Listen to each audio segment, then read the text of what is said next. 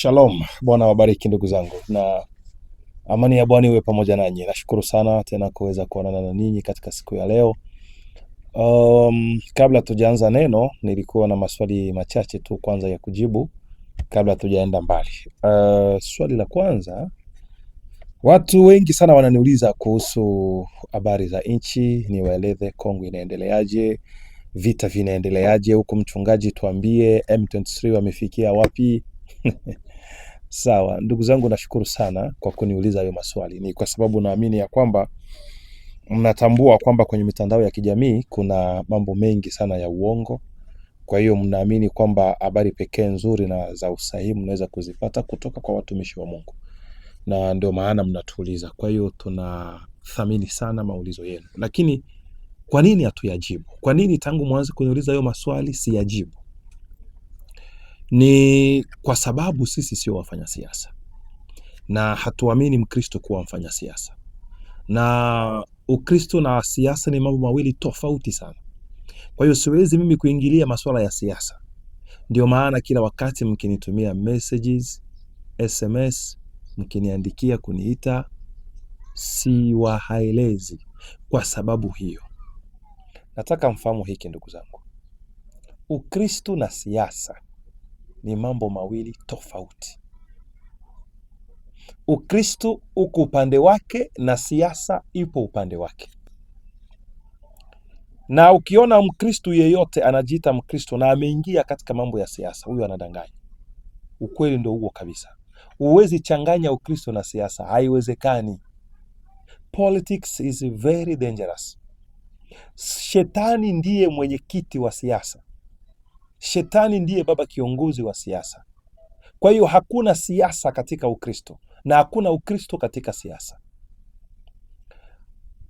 Mfanya siasa anaua sana kuliko hata mchawi. Hii ninawaambia ni kweli.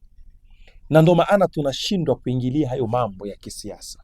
Siasa za zamani ziliongozwa na watumishi wa Mungu, na Mungu alikuwa ameziwekea mkono, lakini sio hizi za sasa. Hizi za sasa ukiingia katika siasa, basi hagana na Ukristo.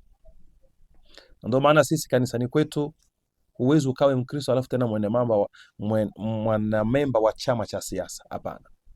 Hii haimaanishi ya kwamba huwezi ukafanye kazi katika taasisi za serikali. Unaweza ukafanye kazi katika taasisi za serikali. Unaweza ukawe mwalimu, unaweza ukafanye kazi TRA, unaweza ukafanye kazi kwenye taasisi yoyote ya serikali, lakini usiwe mfanya siasa. Na tunajua sote mfanya siasa ni nani? Kwanza, unaweza ukawe mfanya siasa katika vyama vya siasa. Kwa hiyo uwezo ukawe Mkristo na ukawe tena mfanya siasa, haiwezekani kwetu, hapana. Huwezi ukawe Mkristo alafu tena ukawe UDPS, Mkristo alafu tena PPRD, Mkristo alafu tena ENC, au Mkristo alafu tena CCM. Hapana. Mkristo alafu tena ODM. Hapana. Mkristo ni Mkristo tu, na lengo kubwa ni kumpendezesha Bwana wako, Mungu wako, Bwana Yesu Kristo, na kuendelea kupambana ili kulinda utakatifu wako na kusubiri kunyakua. Basi, that is what we are about. Kwa hiyo we are not politicians. Na ndio maana hatuwezi kuinterfere na kuanza kuwajibu kila mtu swali analouliza kuhusu masuala ya vita vya M23. Kuna mtu mmoja aliniuliza akasema, baba, Kenya inahusikaje katika huu mzozo wa Eastern DRC? Mtu mmoja aliniuliza hivyo. Baba, Kenya inahusikaje katika huu mzozo wa Eastern DRC? Mimi nilichokifanya, nikakaa chini,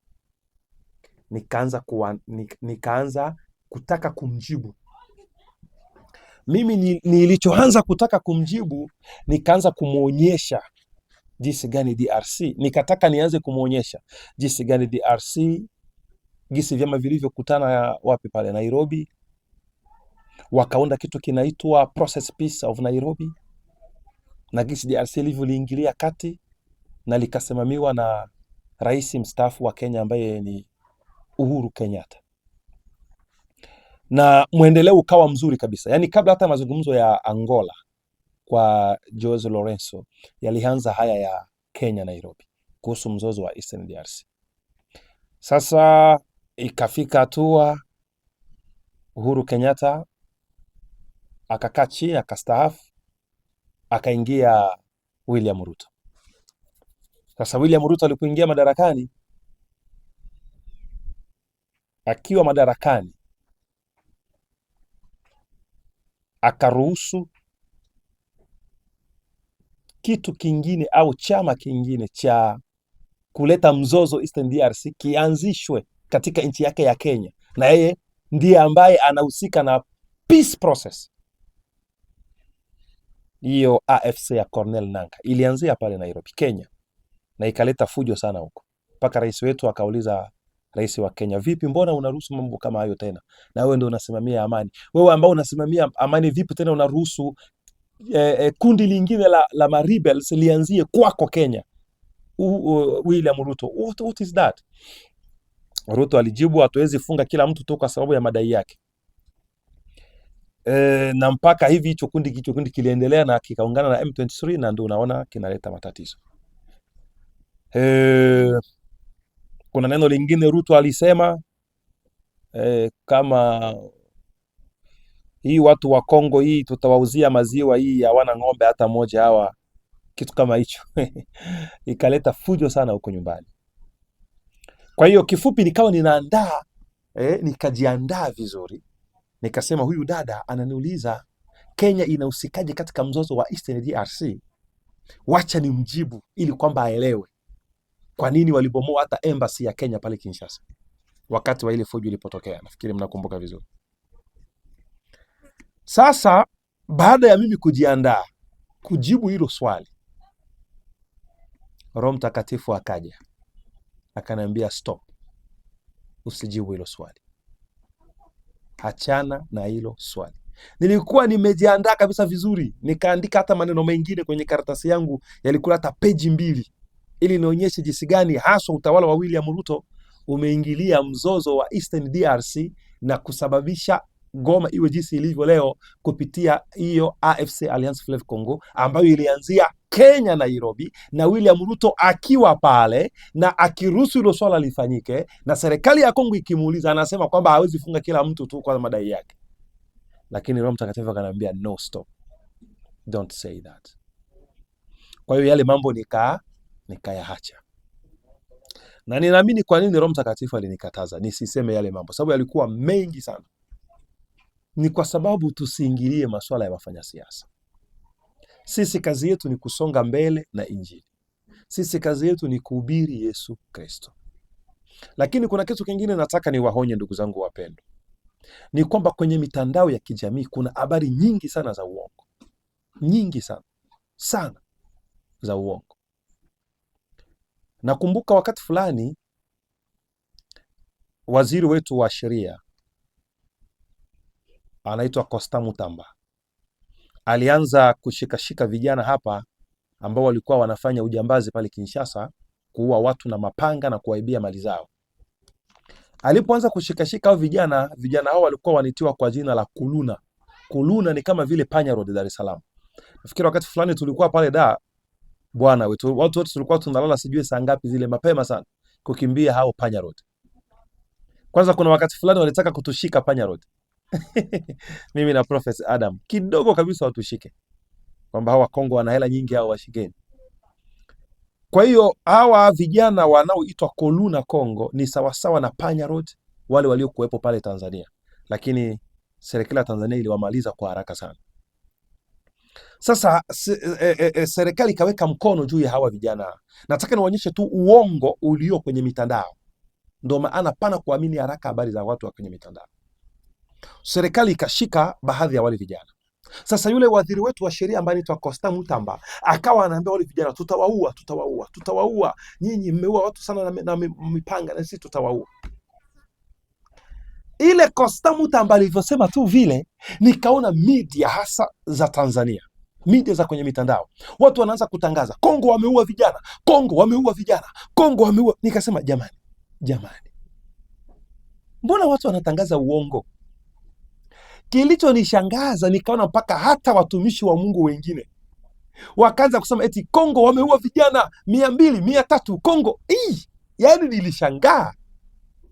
Niwaambie ndugu zangu, hakuna kijana hata mmoja aliyeuawa.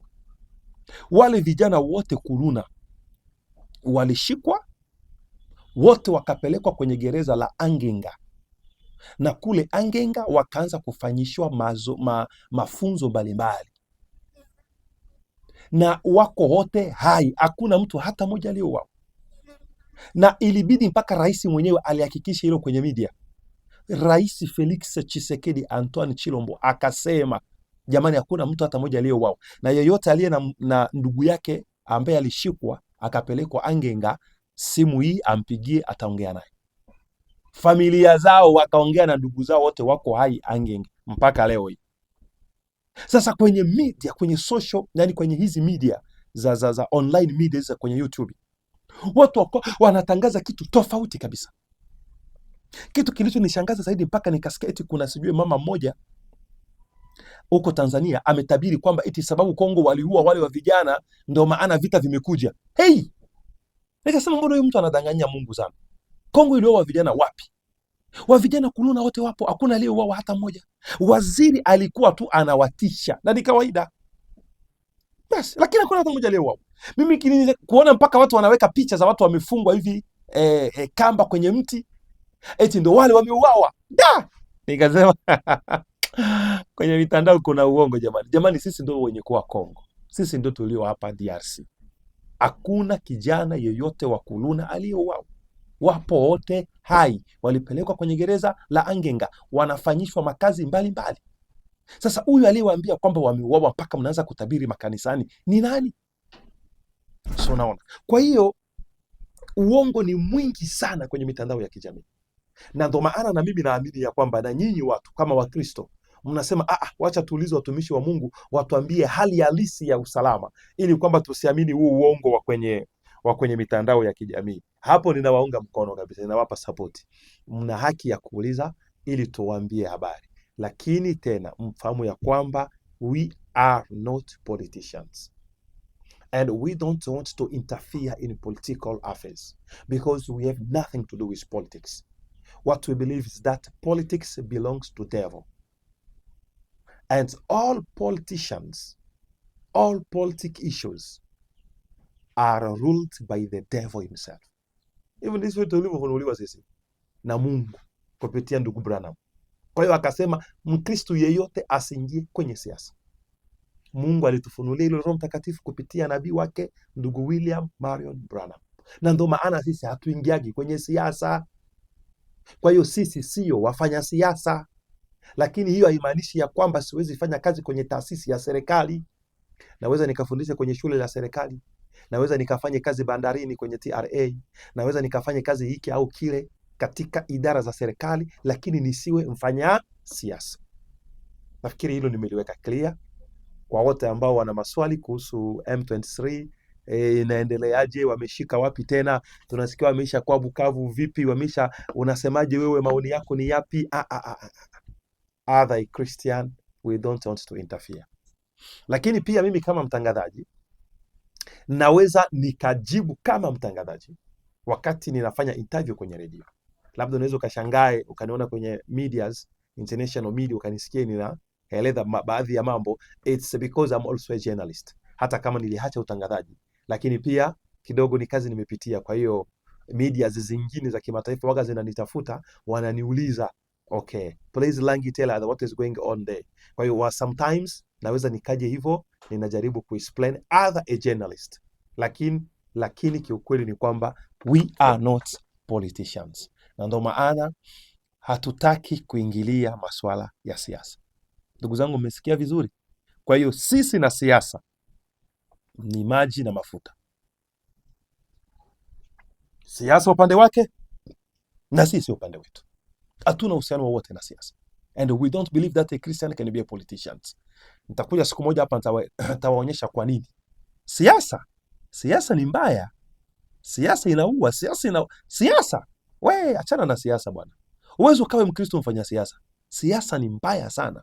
Siasa hakuna huruma. Siasa hakuna Ukristo. Siasa hakuna Biblia. Siasa ni kisu. Siasa wanapigania ni kitu kimoja tu, madaraka, utawala, dola. Uwezo ukawe Mkristo alafu mfanya siasa. Unadanganya sana.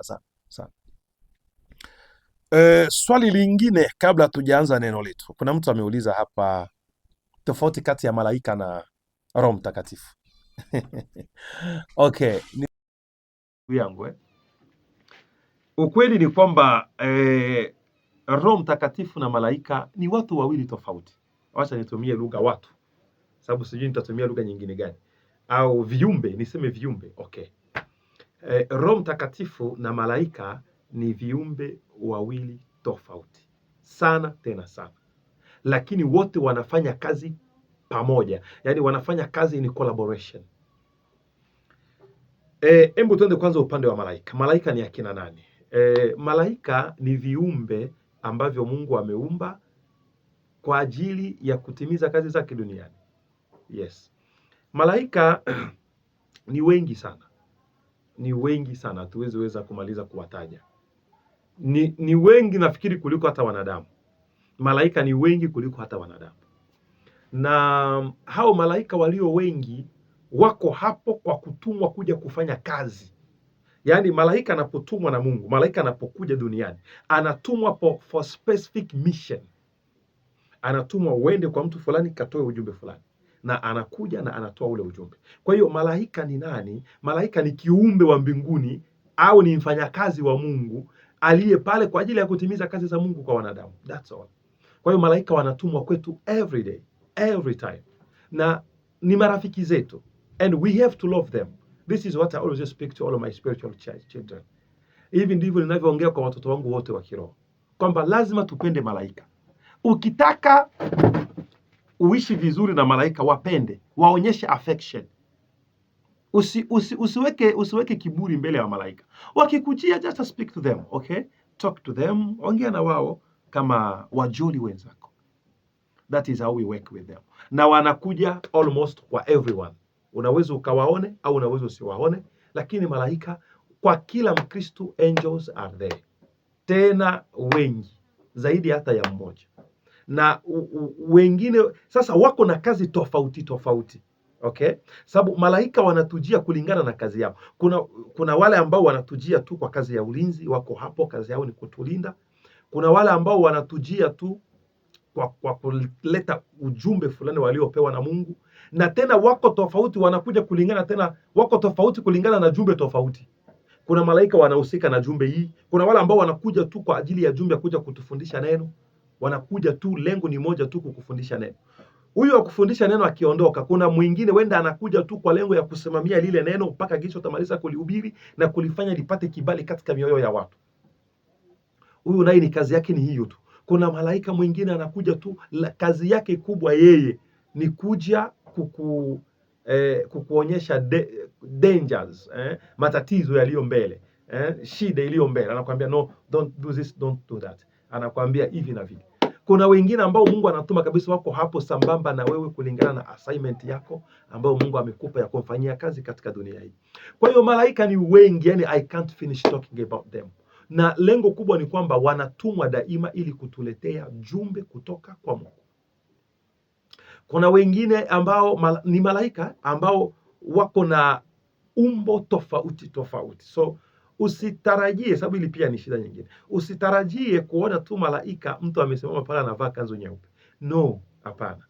Malaika wako na umbo tofauti tofauti. Kuna wale walio na umbo ya watu, kuna wale walio na umbo ya moto. Wewe unafikiri unaona moto, kumbe unaona malaika. Kuna wengine walio na umbo hata la ndege, unafikiri umeona ndege, kumbe umeona malaika. Kuna wengine walio na umbo hata ya mnyama, unafikiri umeona mnyama, kumbe umeona malaika. Kuna wengine walio na, yani wana umbo nyingi sana, nyingi sana. And they can appear to you in different ways. Kuna mtoto wangu mmoja ambaye malaika mmoja alimtokea, ana dread.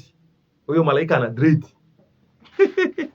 Sasa yeye alichokifanya, akaanza kukemea huyo malaika. Koma shetani, koma shetani, koma shetani. Ya, umekuja na dreadlock. Yey, malaika gani wa dreadlock? Hii ni mapepo haya, ni mapepo haya. Akaanza kemea huyo malaika. Sasa akapiga simu akamwambia, baba, malaika, nimeona malaika amenitokea hapa lakini yuko na dread. Nikamkemea.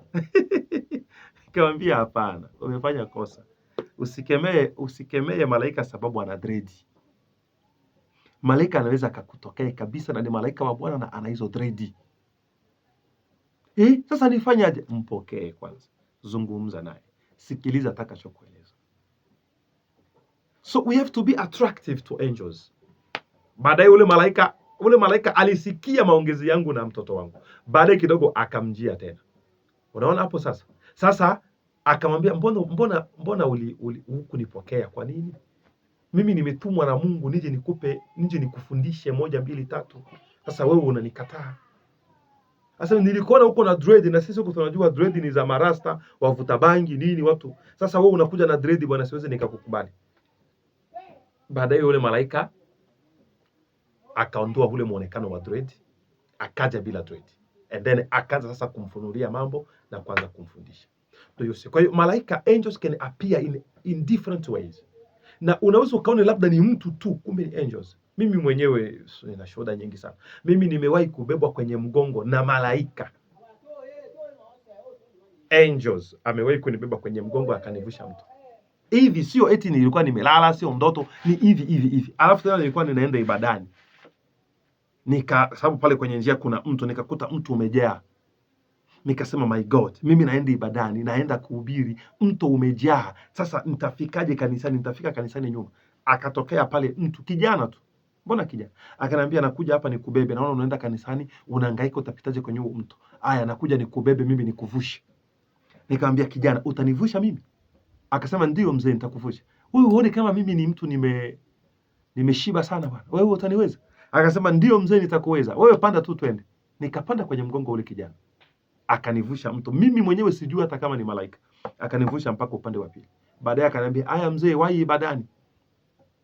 Nilipoachana na yeye mbele kidogo, nikaona kama vile akili zangu zimefunguka. Nani alinibeba kwenye mgongo? Nikashuka chini, kulikuwa wanawake pale walikuwa wanafua.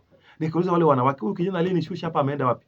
Wanawake wakasema, "Hakuna kijana aliyekushusha hapa. Wewe tulikuwa huko upande ule wa mto ulikuwa upande ule, vipi umefikaje?" Nikamwambia nimefika hapa, kuna kijana aliyenileta. Wakaniambia, "Kijana gani? Hatuja kuona hapa."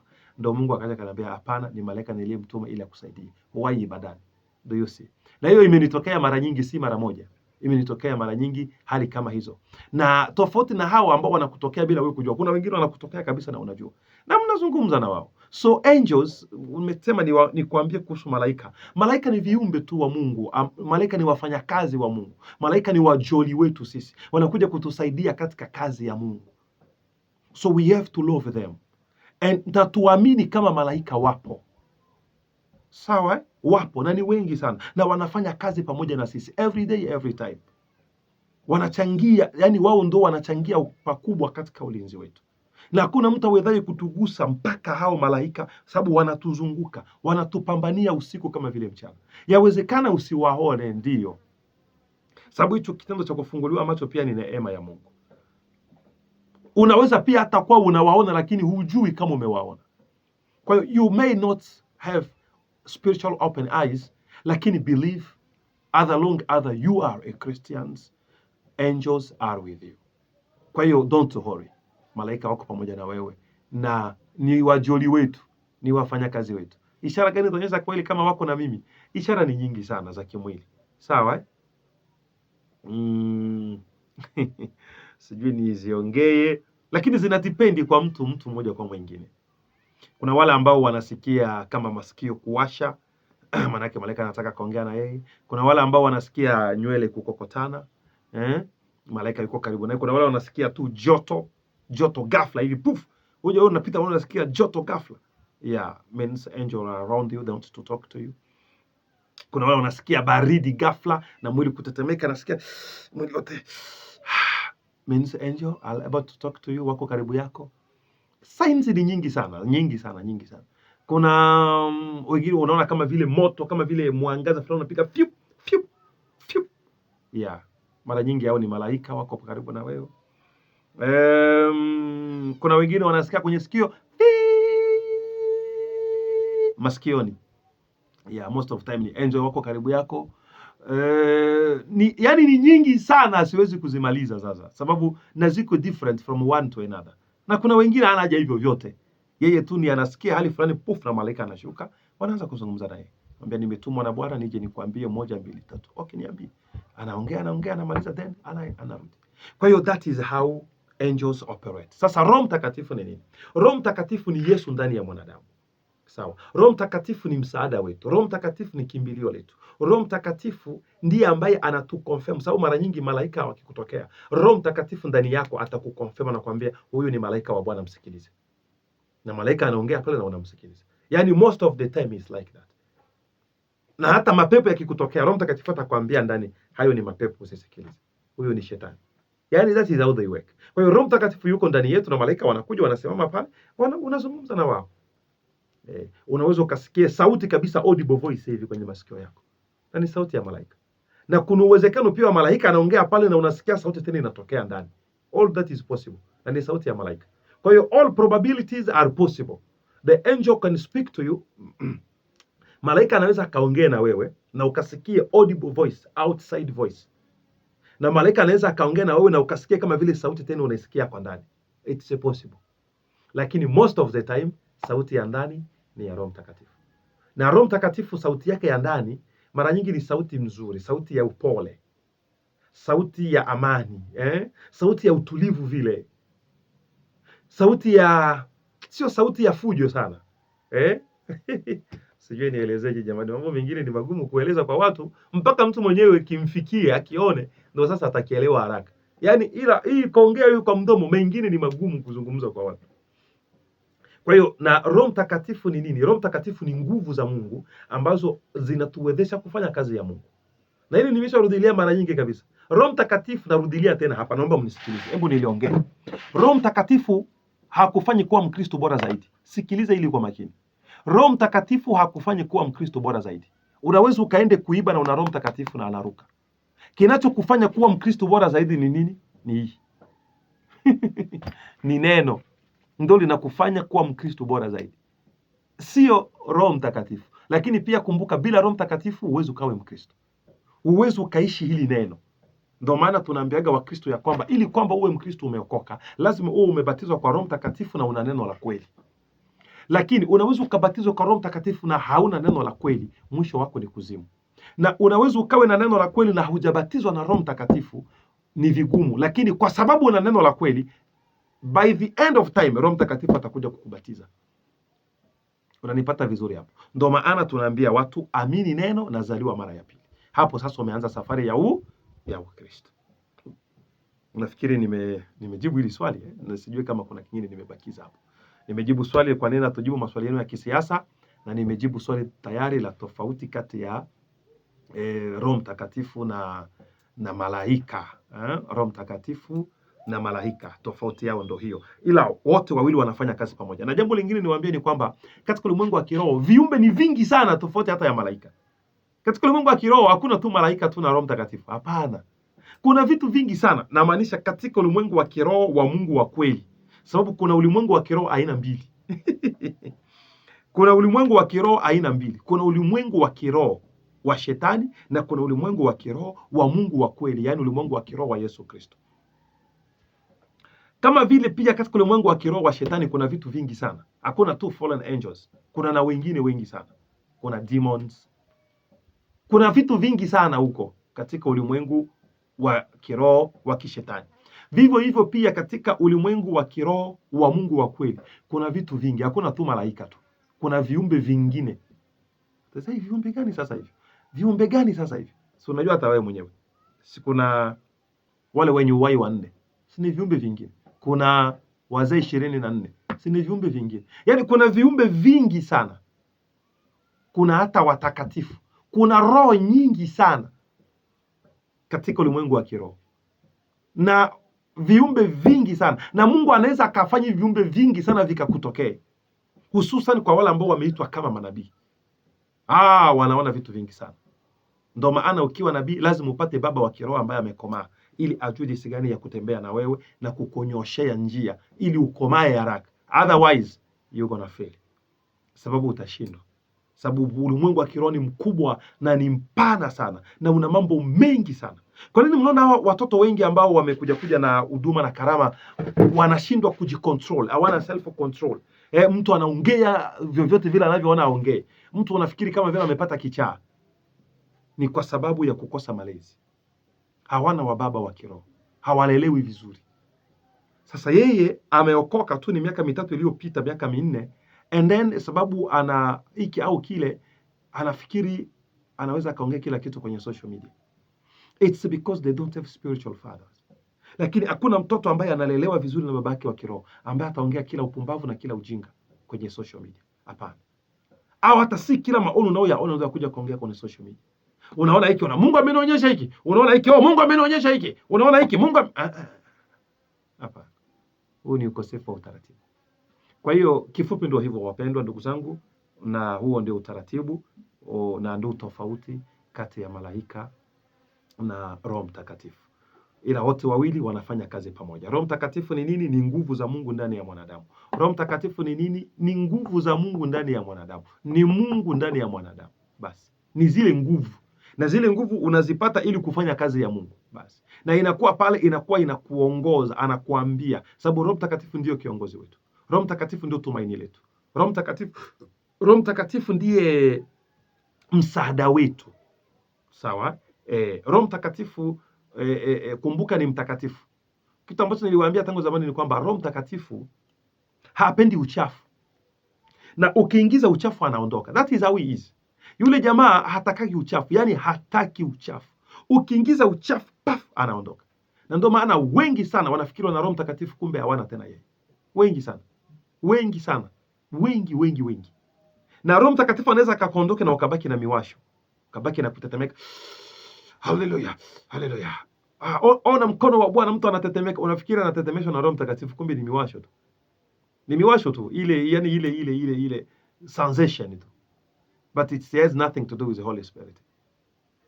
Na Roho Mtakatifu kitu kikubwa gani kitaonyesha kama kweli uko naye ni wakati unaishi neno. Nothing else. Thibitisho ya kwamba una Roho Mtakatifu sio kutetemeka. Thibitisho ya kwamba una Roho Mtakatifu sio kunena kwa lugha. Nafikiri tumeongea sana, ni mambo ya shule la msingi.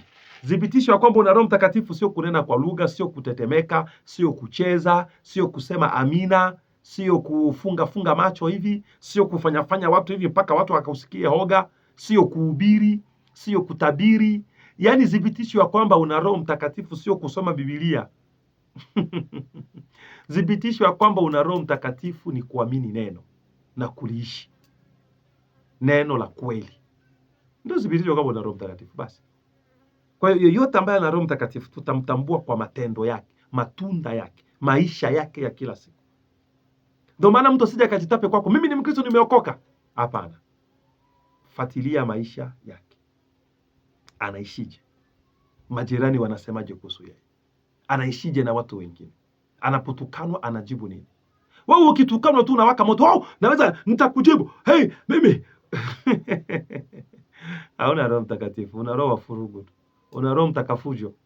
Wengi wana Roho Mtakafujo wakifikiri kwamba wana Roho Mtakatifu. Na wewe unayejibu una Roho Mtakafujo, na yule unayemjibu pia ana Roho Mtakafujo. Mtu ambaye ana Roho Mtakatifu anajua kujituliza hata wanapomsema vibaya. You just keep calm. You keep moving forward. Roho Mtakatifu tunamtambua pale unapoamini neno na kuliishi neno. Ndio tunajua kwa kweli huyu ana Roho Mtakatifu. La sivyo una Roho Mtakafujo. Na huyo Roho Mtakafujo mwisho wake atakupeleka kuzimu. Kwa hiyo musifanye confusion kati ya miwasho na Roho Mtakatifu. Kuna tofauti mkubwa sana kati ya miwasho na Roho Mtakatifu. Hata hao wanaoenda kuomba kwenye makaburi pia wana miwasho. Nenda kufanya wazee wanasema. Basi ule vile utasema ni Roho Mtakatifu? Hapana, ni mapepo, ni miwasho tu. Yaani kuna tofauti kubwa sana. Wa kwanza aliyekuwa amejawa na Roho Mtakatifu sana alikuwa ni Yesu Kristo. Yesu mwenyewe hakuonyesha miwasho. Yaani hii miwasho hii imekuwa imeblind watu wengi sana. Kufikiri kwamba wana Mungu kumbe hawana Mungu. Wana tu ile miwasho tu. Sasa ukifuatilia maisha yao, maisha machafu sana. Wazinzi, wachawi walio wengi. Wana mapepo. Familiar spirit. Na hiki ni kitu kimesumbua watu wengi sana kwenye vyumba vya maombi. Wengi wanahisi pepo hizi za familiar spirit. And then they think maybe they have a Holy Spirit. They don't have a Holy Spirit. They only have a familiar spirit. Kwa hiyo ndio hivyo wapendwa. Bwana wabariki sana, nisiongee mengi sana na wacha nikahubiri sasa baada ya kujibu hayo maswali mawili. Amani ya Bwana iwe pamoja nanyi. Aya, sasa naomba uchukue Biblia yako tufungue katika kitabu cha Ufunuo sura ya 3 mstari wa 14, tusikie habari za kanisa la Laodikia. Na kwa malaika wa kanisa lililoko Laodikia andika, haya ndiyo anenayo yeye aliye Amina, shahidi aliye mwaminifu na wa kweli, mwanzo wa kuumba kwa Mungu. Na yajua matendo yako, ya kuwa hu baridi wala hu moto. Ingekuwa heri kama ungekuwa baridi au moto. Basi kwa sababu una uvuguvugu, wala hu baridi wala moto, nitakutapika utoke katika kinwa changu. Kwa kuwa wasema, mimi ni tajiri, nimejitajirisha, wala sina haja ya kitu. Nawe ujue ya kuwa wewe mnyonge na mwenye mashaka na maskini na kipofu na uchi. Nakupa shauri, ununue kwangu dhahabu iliyosafishwa kwa moto, upate kuwa tajiri, na mavazi meupe upate kuvaa, aibu ya uchi wako isionekane, na dawa ya macho ya kujipaka macho yako upate kuona. Wote ni wapendao mimi na wakemea na kuwarudi. Uwe na bidii ukatubu. Amen. Somo langu leo ni nawe aujui. Nawe aujui. Ni shida, ni taabu sana mtu kuwa uchi naye hajui kama yuko uchi. Tumesoma hapa sote katika kitabu cha Ufunuo 3:14. Hii ndiyo hali halisi ya kanisa la leo. My subject is nawe aujui. Et tu ne le sais pas. Nawe hujui. Hili kanisa la leo linajitapa, mimi ni tajiri, nimejitajirisha, nina pesa, ministry yetu ina pesa, tuna hela. Yesu anasema, Yesu akaambia hili kanisa, basi kwa sababu una uvuguvugu wala huna ubaridi. Kanisa la leo ni vuguvugu, kanisa vuguvugu, kanisa ambalo si baridi si moto. Yaani hii ndio hali halisi ya kanisa la leo. Kanisa la leo liko hivi gisi lilivyo hili kanisa la Laodikia, sababu hili ndio kanisa la 7 na hili ndio kanisa la leo. Kanisa vuguvugu, si baridi si moto, si mpagani si Mkristo, hajulikani yuko wapi. Ukimtafuta kwa wa Mbaraga ni kama vile yuko Mbaraga vile, ukimtafuta kwa Wakristo ni kama vile yuko Mkristo vile. Yaani yeye yuko vuguvugu, hajulikani anasimamia wapi, hajulikani yuko upande gani. Biblia ikasema si baridi wala si moto. My God. Na kwa malaika wa kanisa lililoko Laodikia andika, haya ndiyo anenayo yeye aliye Amina, shahidi aliye mwaminifu na wa kweli, mwanzo wa kuumba kwa Mungu. Huyu ni nani? Ni Bwana Yesu Kristo. Sikia sasa vizuri hapa, sikia vizuri hapa. Na yajua matendo yako. Huyu ni Yesu anaambia kanisa lililoko Laodikia. Sikiliza wewe mtu wa Laodikia. Na yajua matendo yako, ya kuwa hu baridi wala hu moto. Kanisa la leo, Wakristo wa leo, hu baridi wala hu moto. Na yajua matendo yako, ya kuwa hu baridi wala hu moto. Ingekuwa heri kama ungekuwa baridi au moto. Ingekuwa heri kama ungekuwa baridi au moto. Ingekuwa heri basi uwe mpagani kuliko kuwa mpagani Mkristo, sababu Mungu hafanyagi Mkristo nusu. Either you are a Christian, either you are not. So choose one side. Chagua, either uokoke, either ukatae kuokoka, kuliko kubaki huko Mkristo mfanya siasa vile. Yaani Mkristo ambaye haeleweki, hu baridi wala hu moto. Sasa Yesu akasema hivi, basi kwa sababu una uvuguvugu wala hu baridi wala moto, nitakutapika utoke katika kinwa changu. Kwa kuwa wasema, mimi ni tajiri, nimejitajirisha, wala sina haja ya kitu, wala sina haja ya kitu. Ndio kanisa linasema leo. Wakristo wa leo ndio hivyo. Ni mimi ni tajiri, nimejitajirisha, wala sina haja ya kitu. Sikiliza sasa kwenye kwa neno langu. Nawe hujui ya kuwa wewe mnyonge. Haujui. Shida ni kwamba hujui jinsi ulivyo kanisa. Wewe ni mnyonge na mwenye mashaka. Kanisa ambalo halina imani linajaa mashaka na maskini. Wewe si tajiri, wewe ni maskini sana na kipofu. Zaidi hapo, wewe ni kipofu na uchi. Unajitapa, mimi ni tajiri, nimejitajirisha, kumbe wewe ni maskini mwenye mashaka, uchi. Kanisa liko uchi, halina chochote. My Lord, my Jesus, my Christ. Yani ni condition mbaya sana ya mtu kuwa uchi na asijui kama yuko uchi. Ndivyo lilivyo kanisa la leo. Kanisa liko uchi bila lenyewe kujua kama liko uchi. Huku kanisa liko maskini bila kanisa kujua kama liko maskini. Ndio maana Bwana analionya, nawe hujui, unajitajirisha niko, unasema nimetajirika, unasema mimi ni tajiri, kumbe wewe uko uchi. My brothers, my sisters, kwa nini unakaa uchi? Na ni condition mbaya ya mtu kukaa uchi bila yeye kujua kama yuko uchi. Bora ukawe uchi na unajua kama uko uchi kuliko kukaa uchi na usijue kama uko uchi. Kukaa uchi bila kujua kama uko uchi ni kuwa uchi maradufu. Kanisa la leo limebaki uchi. Mwimbaji wangu mbaye ninapenda sana anaitwa Clement Kasongo. Clement Kasongo. Anaimba wimbo anasema hivi: Le même serpent qui a déshabillé Ève dans le jardin d'Éden est ici maintenant, il déshabille nos femmes au nom de la mode, les capuchons de l'enfer, les capuchons à sauter. Yani eti nyoka yule aliyemvua Eva manguo katika shamba la Edeni, yule nyoka yuko hapa leo anavua dada zetu pia nguo leo kwa jina la mtindo wa kisasa. Eti kifuniko cha kuzimu kimefunguka. Ndiyo hali ya kanisa lilivyo leo, limebaki uchi. My God, yani nikianza kuhubiri subject nafikiri itachukua muda mwingi. Hebu wacha nisimamie hapa, taendelea kuhubiri baadaye. Bwana wabariki sana ndugu zangu, wacha niwatakie amani ya Bwana na uwepo wake uwe pamoja na ninyi. Nimesema nitaishia dakika 40, tayari ishakuwa 41. Basi hii subject nitaendelea nayo baadaye. Asanteni na mbaki na amani ya Bwana. Kwa heri kwa kuonana.